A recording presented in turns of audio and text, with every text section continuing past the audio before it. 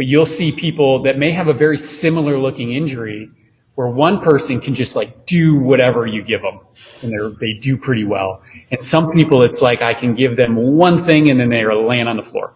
And we look at these capacities in this autonomic system. It gives us a really brilliant way to be able to gauge what someone's capacity level is and gives us like a real-time marker to look at. So if I'm watching someone and we're doing, just like a simple VOR maneuver, and all of a sudden I notice when they turn their head to the left, that pupil dilates.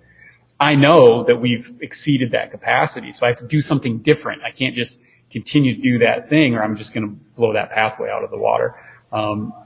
So when we think about dysautonomia as like a clinical entity, like I feel terrible and my heart rate is real high, that's to a point where it's gotten so noticeable that like I can feel it versus like just being able to pick up little nuances in the clinic. And I think that being able to use those is super, super helpful. Yeah, I think a lot of clinicians are surprised when they have a lot of their vestibular patients have, it looks like blood pressure issues, or all of a sudden they get that racing heart during some of their exercises, or that the vestibular system itself is affecting their blood pressure, their heart rate, and how they're feeling. When they kind of get started treating patients, they go, I'm not sure if this should be happening, or is that really connected? But there's a lot of input that ties everything together. And that's where individualized care is so important when it comes to working with this patient population, because what one person can do is going to be completely different from another person. In the senses, it's in how it's being interpreted in that integration center. And that's super useful because we can dial in to very specific places, whether it's in the brainstem or in the cork, because you got eye stuff.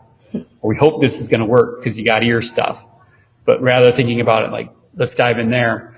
So if we think about that from an integration perspective, and then we apply that to the autonomic system, the job of the autonomic system is just to deliver fuel and keep us at homeostasis, to keep everything balanced, to take it off our conscious plates. Having a better idea of how that all comes together and how to manage that is so, so, so important. And that's where people like you get all these great referrals, because we need more training. We need more people that know what's going on with our bodies and how everything ties together. It's really fascinating.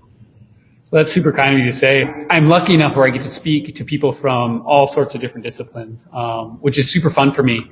And I get really excited because I get to see all these people that have brilliant specialties and talents, and they're able to, if we can say, hey, did you think about, like, I know capacity or the ability to like do the exercise is always the razor's wire. And that's even in like, if you're training Olympians, right? Because if you overdo it, then we lose time. So if we think about from the brain, you're thinking about like, man, there's this fine line between neuroplastic long-term potentiation and like apoptosis, right? So we actually kill cells.